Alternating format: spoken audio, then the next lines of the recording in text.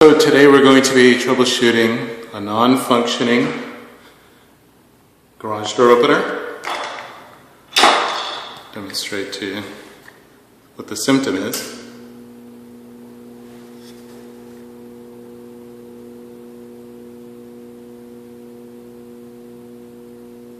As you can hear, it's humming, lights coming on when I press this remote.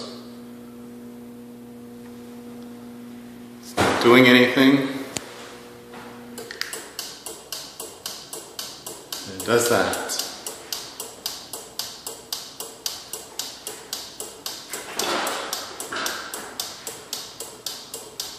Okay, so let's take off the cover. So of course I've disconnected it first. It's the first thing to do, is depower the device. And I know it's maybe a little bit dim. Try to illuminate it a bit. So typically with these garage door openers,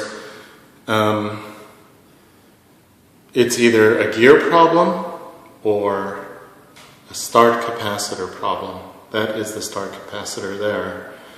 As you can see, there's two colors going on to each side of the terminals for each in each capacitor.